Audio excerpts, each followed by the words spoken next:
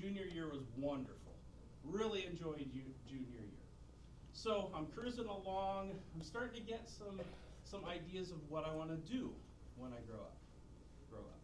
That's what they tell you. What do you want to do when you grow up? Well, you're getting there. If you don't know yet, that's okay, because most of us are either freshmen or sophomores. So I had decided that I wanted to be a writer. Okay, I wanted to write novels. Looking back, it probably wasn't going to be the best career choice, but I'll get into that in a second too. So I wanted to be a writer, was really into that, was enjoying playing sports, was enjoying all the stuff that goes with being a high schooler, the good things and the bad things. So end of my junior year, I have this girlfriend, we're you know, we go on dates and all that kind of stuff that you guys do that I don't want to bore you with. So senior year in high school. Senior year in high school, I've got all of these now. This was before CCP, so if anybody's taking college classes, this was before that. I think it started my senior year, we had like 2 people that did it, but they were both brilliant, and their dads were doctors, and they were gonna be doctors, and I think they both are now. Anyway, it just started. So I had to take classes at school that were advanced. We didn't have AP at the school I went to, because that really wasn't a thing, they were just accelerated classes, and they were very difficult. So I was taking all these accelerated classes, I'm getting ready for football season. I had a job on the weekends just to get a little extra money, and actually I worked for Pepsi and I made more money than my friends that worked during the week, which was kind of fun. So got this nice job, got this girl that I like a lot, got school's going well, ready for everything. And then I get a call. I get a call in about September. That call was, hey, guess what? Yes, I'm pregnant. Not me, clearly, but my girlfriend was pregnant. I was 17 years old. 17 years old in high school. Now she was a little bit older, she had graduated already, but I was 17 years old. Think about that for a second. You've got your whole life ahead of you, and I'm not gonna stand up here and preach to you. I'm not going to. I'm not gonna stand up here and say, don't do this, don't do that. Hold on to your questions for me. Don't do this, don't do that, because I am not in charge of you. I'm only gonna tell you about my situation. So 17 years old, senior year of high school, have schools that are not offering me baseball scholarships but are interested. Suddenly, I am faced with a decision.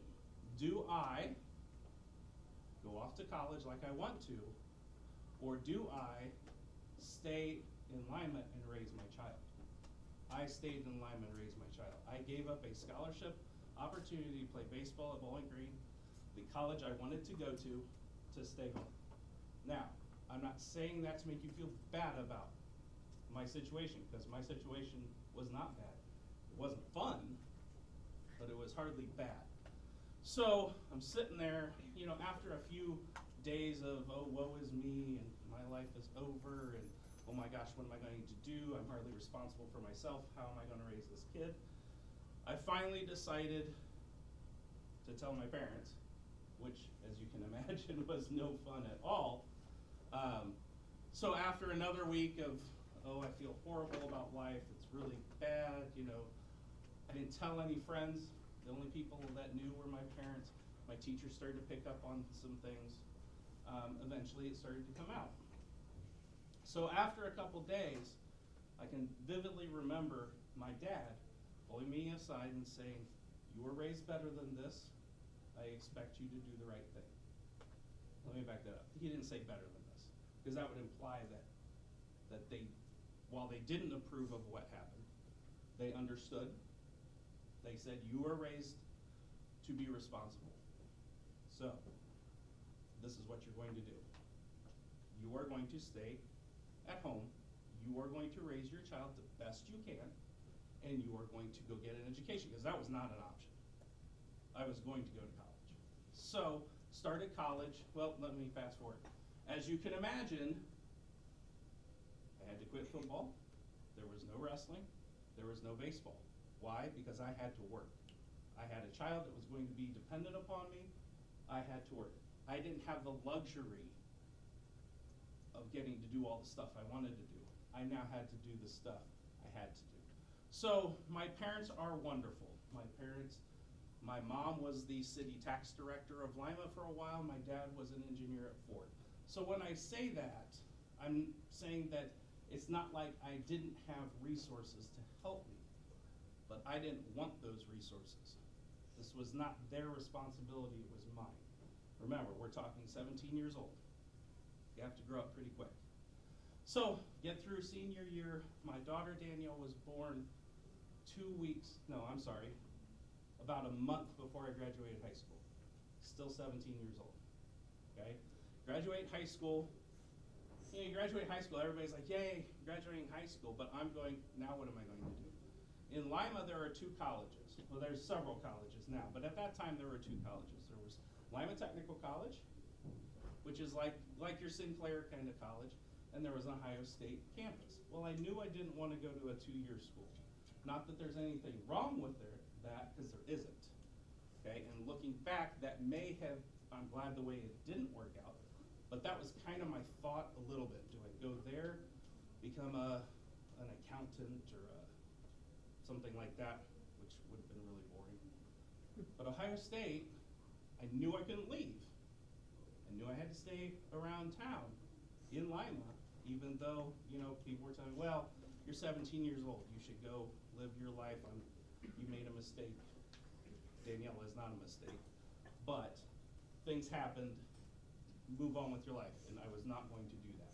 So, stayed in Lima, enrolled at Ohio State. There was 1 degree that you could get at Ohio State and go all the way through and get that degree, and that was elementary education. That was it. So I'm like, do I really want to be a teacher? Do I really want to be a teacher? So I enrolled, started classes, and at Ohio State, they send you out into the schools as an early experience to make sure you really want to do this. So they sent me to a 5th grade classroom at the school I went to at Bath. Now, I'm 18 years old. 5th graders are 10, 11, or 11, 10, 11, something like that.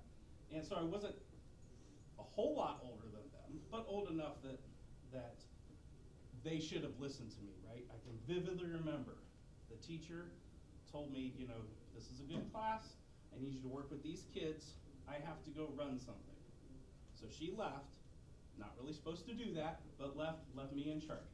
So I was working, and I'm going to use a word that you guys have heard, but you're not used to your principal saying it. So I'm sitting there working with a kid, and somebody across the room gets up and is starting to screw around. I say, hey, sit down and be quiet. He goes, you can't tell me what to do, asshole. And I'm like 18 years old, and there's this 10, 11-year-old mouthing off to me. Oh my goodness. After that, I was like, well, this is something I actually want to do. Because I didn't kill the kid. That was probably the best thing. So I made it through there, and I'm like, okay, this is something I can probably do. By this time, I had married my girlfriend. We lived on our own, did not live with anybody else, lived in our own place. It wasn't a nice place, but it was our own place. Was raising my child, working full-time, going to school full-time. So my day consisted of this. I had a class at 8 o'clock, I had a class at 9 o'clock, I had a class at 11 o'clock because I was trying to schedule some time to do homework. At noon, I went to work, I came home at 8 o'clock. I still had homework to do, I still wanted to see my daughter for at least a little bit of time. That was my life for 5 years. And I'm going to tell you right now, that is not easy. Again, I don't want you to feel sorry for me. And I'll tell you why here in a second. I don't want you to feel sorry for me. I want you to understand that the choices you make have consequences. And you hear that, I get it. You hear that all the time. Your parents say it, teachers say it, coaches say it. But this is an example. These consequences were not all bad.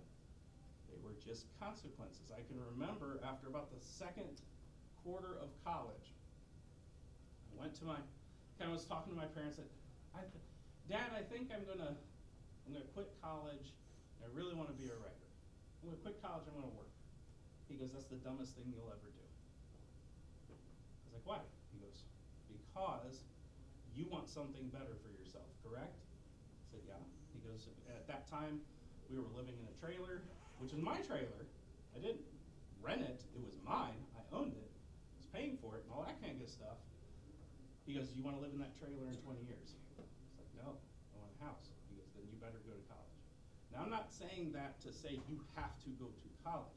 What my dad was saying was, you can't live the life you want to live on the salary you were making working in a car wash, which is what I was doing.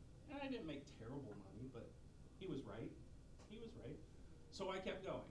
So it took me 4 years to get my bachelor's degree, which is common, and then I went right through and got my master's degree.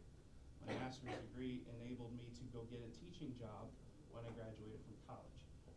So you might be thinking, so how has that led to, how has that worked? So I graduated from college. By this time my daughter was 5 years old. No, she would have been 6. So raising her for her whole life, start teaching, now I can help her with school and that sort of thing, and then you keep working. Now, it didn't work out with her mother, which is okay, things happen.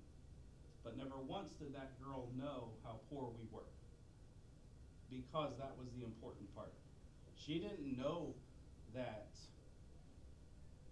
we were eating ramen instead of pizza or whatever, because she would have the pizza and we would have the peanut butter and jelly, okay? That's consequences of your actions. When you are faced with adversity, you have 2 choices. You can give up or you can rise up. And I chose to rise up. And in 26 years, not once have I ever looked back. Okay, my daughter is now 32.